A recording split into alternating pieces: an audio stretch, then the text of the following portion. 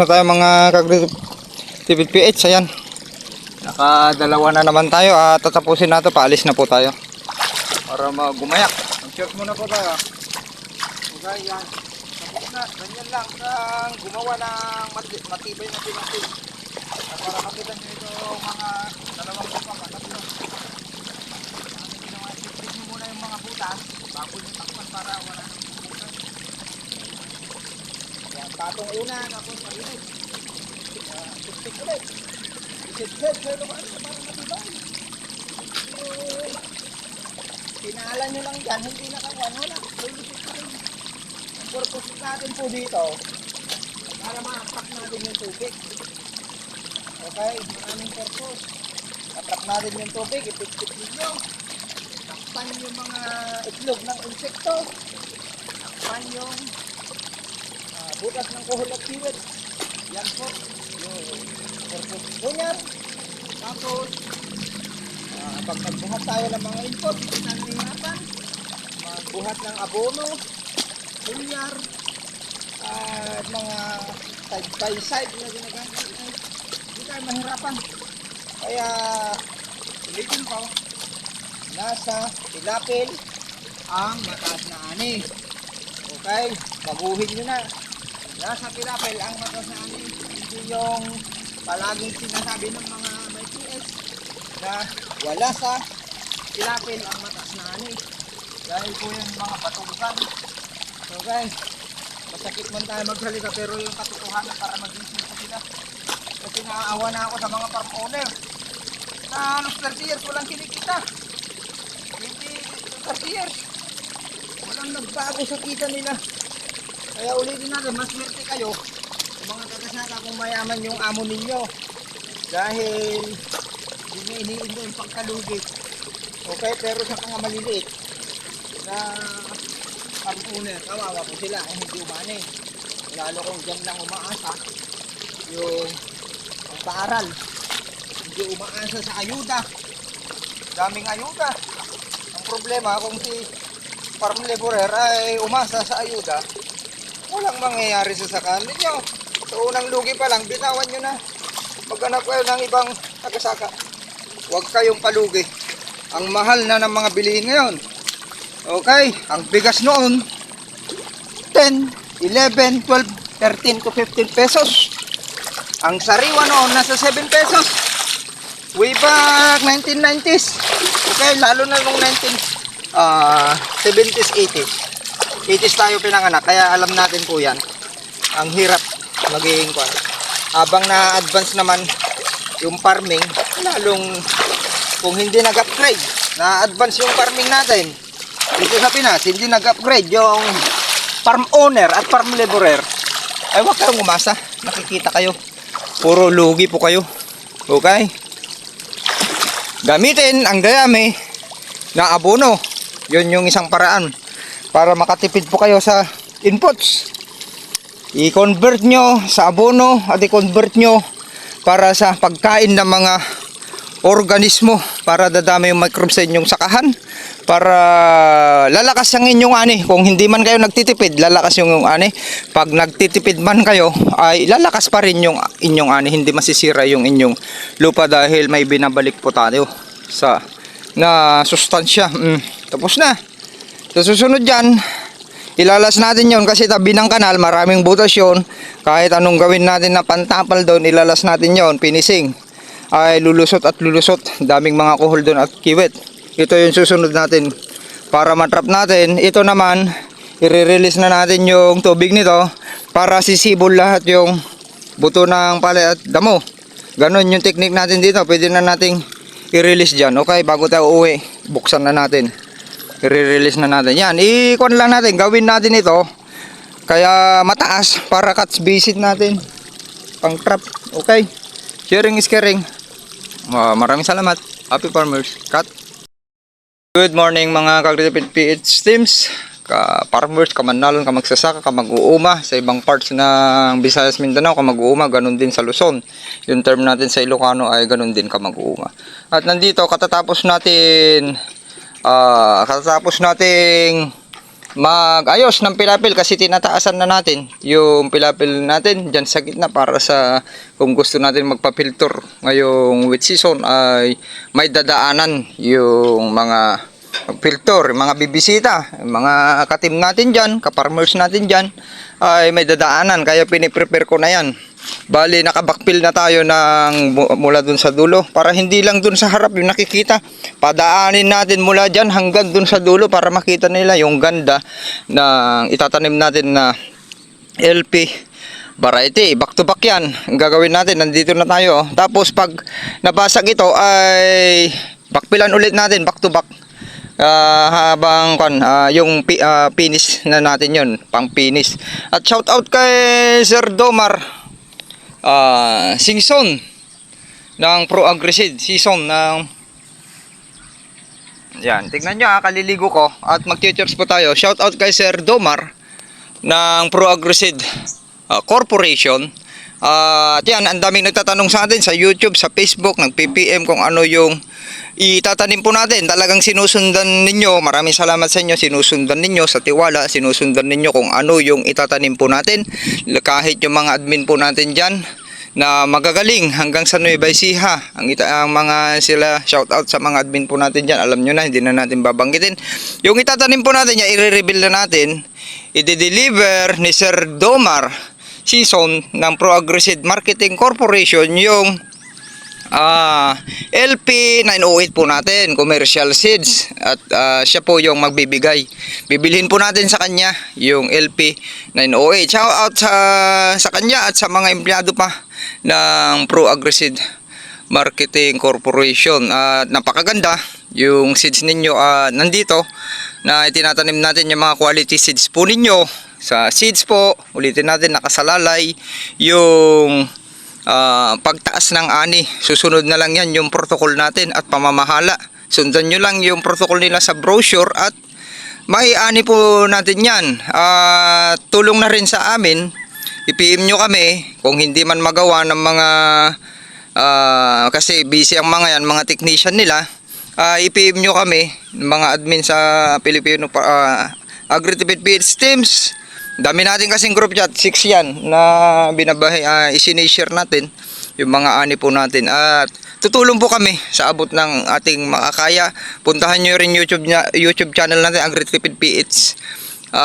PH, yan, naka-upload lahat yan mula seed preparation natin hanggang anihan kung ano yung resulta. Nandito sa Agri-Tipid PH Team, hindi nagkukwento ang barbero. Ulitin natin, nandito tayo para tumulong, hindi nag-aaktual, nagbabasa, nagre-research, sinusundan natin mga protocol nila at ina-actual at hinahanap yung pinakamalakas pa na protocol sa seeds po na mga yan.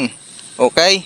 Ito, yung dito na balaho, hindi na natin pina-rotovator pala ito. Yan, binababa ko na lang yun para hindi mahirapan yung pamangkin ko na magbasag. Malapit na tayo magbasag. Ayan, yun lang hinihintay natin, yung LP 908. Gusto ko kasi mapatunayan, mayroon kasi tayo isang member po dyan sa group chat, si Sir Fritz. Congrats ulit kay Sir Fritz. Kaya hindi pa ako nag-decide kung ano itatanim natin. Ngayon naka-decide na tayo dahil naka 13 metric tons yung protocol po natin yon na ibinahagi, tumulong sa tinulungan natin yung hybrid seeds na pataasin yung ani at nasa timing din. Nasa timing ng panahon din, i-timing po ninyo para hindi sayang yung gastos po yun, lalo't napakamura. Okay, tutunan na natin magbilad ng dry kung bumabagsak sa 15 to 14 pesos ang palay at ipila natin sa NFA. Gaya ng ginawa natin, first time natin nagpumila sa NFA, dilingin sa ating kalaman. Marami nakakaalam sino yung direktor ng NFA. Actually, palagi yung sinasabi sa inyo, ayaw niya tayong magpasok sa NFA. Ayaw niya kapamilya na magpasok, baka sabihin may palakasan system. Ayan. At ginawa natin dahil nga bagsak yung 14.20 noon, alangan naman na ipahingi ko sa mga traders yung ani natin dito na 11 mahigit na metric ton, 11.68 metric tons or 233. May kaban per hectare yung LP 2096 po natin doon, hihingiin lang, napakasarap po yan. na mga variety sa LP. Napakalambot at masarap talaga. Yung parang pag kinagat mo ay nakilnat sa Ilocano.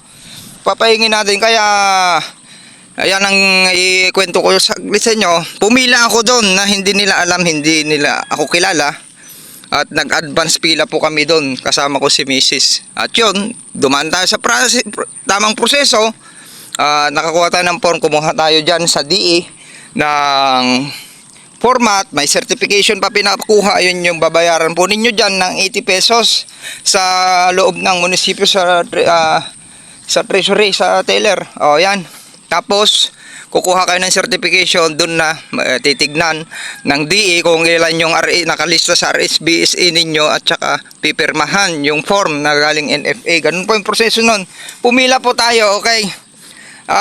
Iwasan ninyo yung palakasan system or tayo rin kasi mga farmers ang nagkukuhan dyan. Tapos yung palakasan system at yung nagbibigay. Tapos yung nagbibigay merienda sa mga kondyan na pagkakamalan, suhol, yung mga ganyan. Okay, yun yung mga nababalitaan po natin dyan sa ating mga ka-group chat. Okay, ganun na lang, sharing is caring. Maraming salamat. Happy farmers, kulang ng go, laban lang at i-PM nyo lang kami. Sila Sir Domar, mga empleyado ng mga Pro-Agriseed Corporation, Master Ernesto Martin, i-PM nyo rin. Yung protocol natin, tinutulungan natin yung hybrid, malakas na yan at palakasin pa po natin gamit yung protocol ng Agritipid PS team. Nasa seeds ang mataas na ani, nasa land prep at nasa protocol. Maraming salamat at climate. Maraming salamat. Yung climate, kaya natin kung hindi tayo malulugi dyan. Kahit malakas yung bagyo, basta may protocol tayo na maganda. Matigas yung ating palay. Matigas na natin yung palay, patigasin natin at nandyan na. Ganun na lang, sharing is caring. Happy Sunday. Church time. Maraming salamat. Process nga, ayan, tignan nyo. Dito na yung pinakamalalim na bahagi ng sakahan natin. Papunta dito kasi pasalubong mula dun sa gubat at sa irrigation. Salubong sila dito.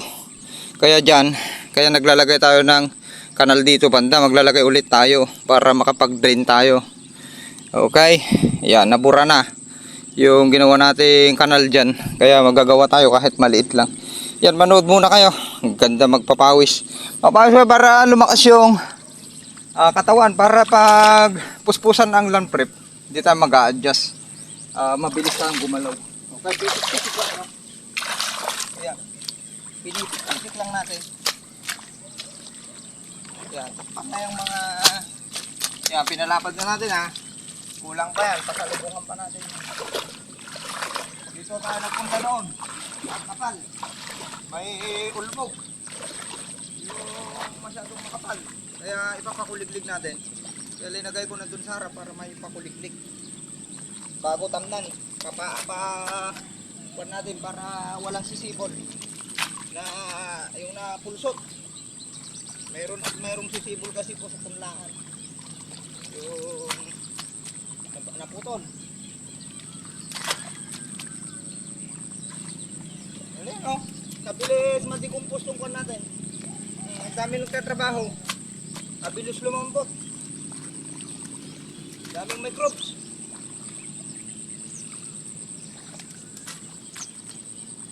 Tipid. Doon sa baba, importante. Saka natin, patungan na lang. Tatampi ka, hindi naman napitpit. Wala, lumulusot. Yung patubig nyo, lalo sa mga aplan. Pitpit nyo. Yung mga may buha-buhangin. Kaya maksa kayo sa crudo. At inputs. Kasi abono nyo, lumulusot. Pumupunta sa katabi ninyong mas mababa. Ay, nagsasaya. Yung katabi ninyo. May tubig na, may abono pa.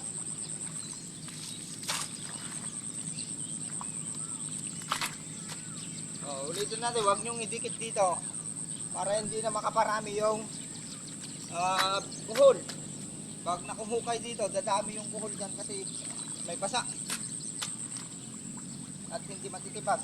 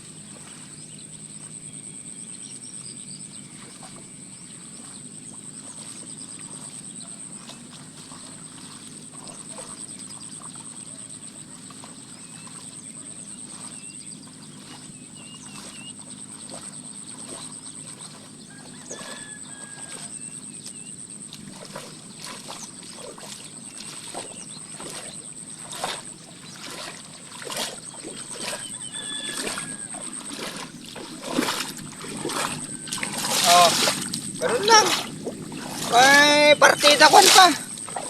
Ayan, nagbibidyo's tayo para may share ko pa sa inyo. Kaya medyo tumatagal tayo konti, pabalik-balik.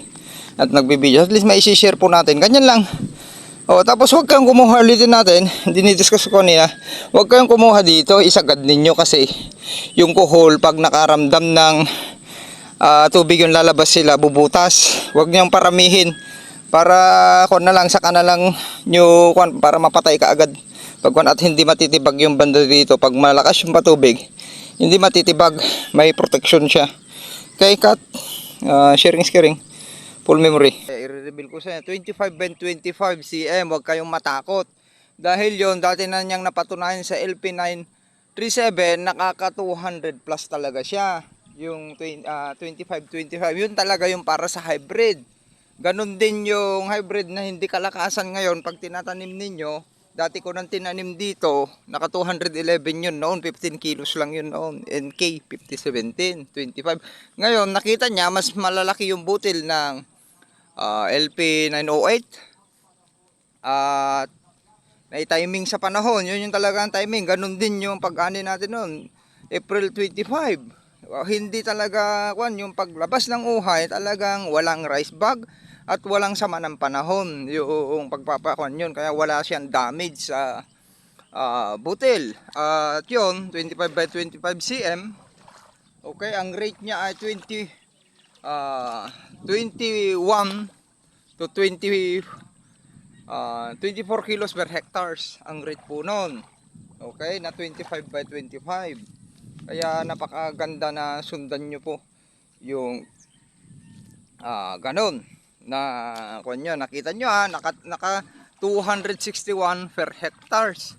Sir Pres, congratulations, siya ang pinakamalakas. Okay, sa atin 11 tons lang mahigit, 233 per hectares sa LP 2096. Kagaganda, kalalakas umani talaga po yan kung may tamang protocol. Kaya gawin ninyo yung protocol natin ay binibigay sa inyo nila Sir Ernesto Martin at yung mga admin po natin dyan. Gawin po ninyo yung protocol natin at sundan at alagaan ng tama. At ano pa yung sekreto ni Sir Fritz? Si Sir Fritz lang naman ay siya yung hands-on din sa kanyang sakahan. Kaya kung hands-on ka sa inyong sakahan, nakamonitor, may tagasaka siya pero tumutulong siya, maaral ninyo yung bawat galaw ng tagasaka ninyo, maituro nyo sa kanila yung dapat at hindi, maisampol nyo, mas madali yan. Makukuha nyo kaagad sa isang cropping lang yan. At pwede nyo na yan ituro sa kanila. Okay, mabantayan ninyo next cropping. Ganun na yan, palaging ganyan na yung anin ninyo. Sa bagyo na lang yung sisira sa palay ninyo, pero malakas pa rin yung ani po ninyo. Hindi ganun na babagsak, lalo ang presyo ngayon ay mura. Kaya tutunan ninyo yung protocol ng Agritipid PH team. Ayan na, ito, yan, may nagpatubig dyan, malakas. Trinap natin, tingnan nyo kung paano natin itrap yung tubig. Ang lalim na nyan. Ngayon, binuksan ko doon, papunta doon para may patubig sila. Doon banda, para man-rotovator na yung katabi natin. Oh, kaya ko nang itrap. Yung mga nagtatago sa base ng mga insekto, malulubog yan. Okay, pakuan pa natin yan, babakbilan pa. Para pag may filter tayo, next cropping, pwede nang pumunta mula dun sa harap hanggang papuntang dulo yung bibisita. Makikita nila yung standing crop ng itatanim po natin na variety LP 2096 937 yung itatanim po natin dito, yung mga nagtatanong. Okay, ito na. At bago tayo mag-church, tapusin lang natin ito. Magpapawis konti para palaging healthy. Happy Sunday, maraming salamat. Sharing is caring. Okay, sinishare ko na sa inyo alagang hypercompose at yield more, protocol ng Agritipid PSM. Ang dami nang napatunayan yan, hindi lang sa group chat natin. Ang dami nag-PPM, hindi na natin na-add sa group chat yung iba po dyan. Okay, hindi na natin kasi si Sir Ernesto, yung mga kanya, hindi na na-add po yan sa ibang group chat. Kaya maswerte yung mga nasa group chat update. Pero PM nyo lang kami at handa tayong tumulong po dyan. Okay, yan, pitik-pitik lang. Yan, patong muna, tapos saka na yung gilid. Patungan natin, pataasin natin konti. At technique dito, in-split fire na lang natin para kahit makuan hindi tatakas. Okay, malulusaw na lang yan. Yung padyan, natakpan natin damo. Huwag nyo lang tapasan para kapit na kapit. Hindi magigiba. Siya pang kakapitan. O, ganyan lang. Dapat pantay. Papantayin pa natin yan sa kuan na. Pag nabasag na to, mas madali nang mag ganito. Pero kung nagbabakpil kayo, mas maganda yung may ganito, araro, para makuha nyo yung mga matitigas. Para pag inapakan nyo, buhat tayo ng inputs, ay maganda yung pilapil. Yung mga taga-saka dyan, ulitin natin, hindi gumagawa ng magandang pilapil para technique nila hindi makaikot yung farm owner. Dahil yung maganda lang sa palay na nasa harap, pagpunta nyo sa likod, nakaw, nandun yung problema. Walang hulip, daming insekto, at hindi napapatubigan. Kaya napaka-importante yan, ipagawa ninyo yung mga pilapil ninyo, yung makaikot po kayo papuntang likod. Tapos hindi linilinisan. Sasabihin ba, may ahas. Yan yung mga teknik ng mga nagasaka na tamad. Okay? Walang natututunan. Kapag sasaka, kawawa mga farm owner sa inyo. Lalo ngayon, ang baba ng presyo, sila, walang kita ya ang farm owner, kaya walang kumikita. Mag-upgrade na po kayo. PM nyo lang, si AgriDebit PH at mga admin po natin.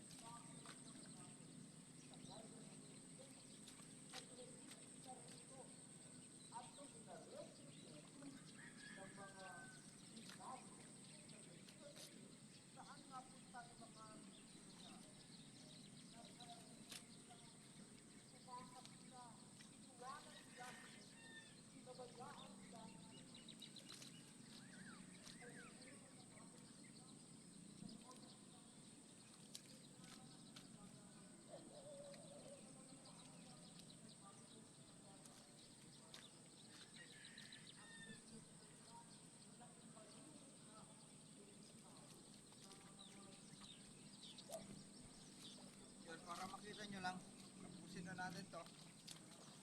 Tapos ikakat na rin po natin para nakikita nyo yung rin na trabaho natin. O ganyan, o din lapad na. Tapos pipinasin pa natin yan, o di malapad na. Kadaling ganito, mabilis kung lusaw na yung dayami. Pero kung nagpapalapad kayo, mas maganda yung kaararo para matigas kagad yung pilapil ninyo. Mahirap magpatigas ng pilapil dito kung nalulubog. Yan. Takpan lahat yan, damo. Walang pamahayan ng peste, natakpan na. Mga itlog. Kaya tignan nyo yung natin, makakatipid kayo. Nasa pilapil ang mataas na ani para makatipid. Matrap nyo, yun patubig ninyo, control ninyo. mga insekto, itlog dyan, butas ng kuhel, kiwit, mga peste yan sa palayan, ay control ninyo. Mawawala na kaagad. Kung hindi marunong magganito tagasakan ninyo, nako, palitan nyo na. Sayang yan, kanyo. Ilang taon na nagsasaka, wala kayong kinikita. Sino lang ang kumikita? Kawawa ang farm owner. Maswerte kung mayaman yung farm owner. Pagtataguan nila ng pera. Pero kung yan ang source ng income lang ng farm owner, kawawa. Puros utang. Nangyayari, walang income.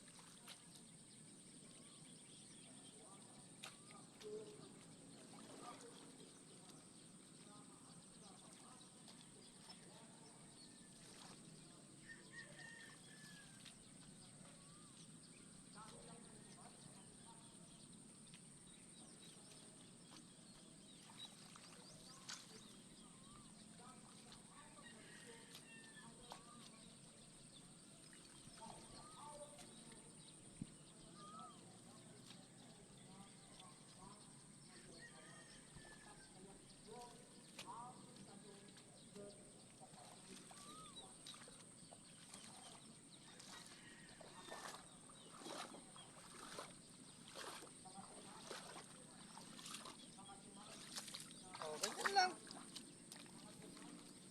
Tapos tapos na nag-rotovator ito ang katabi natin, i-drain natin ito na kung naman, pasibulin. Yan pa yung isang technique, pasibulin natin yung buto ng damo at palay. Kagaya niyan no, sa kabila, nakasibol na. Kasi trinap ko na dito. Kailangan ito naman yung susunod. Kung sakahin nyo ganyan, trapin ninyo muna sa taas para susunod yan, ito naman yung pasisibulin natin. Okay, hindi naman magpapatubig yon. Katabi natin kung nakakuan na, tawag doon, kung tapos na nag-araro yan, o di 1 week ulit na pababain natin para kuan na, nakasibol na yung mga buto ng damo at palay dyan. Pagkabasag, ganun ulit hanggang doon sa nakahiwalay. Yan. Okay, cut na natin dito tayo. Tatapusin natin ito. Makikita nyo yung sa mga ilang araw. Maganda na. Sharing is caring. Cut. Happy farmers, happy Sunday.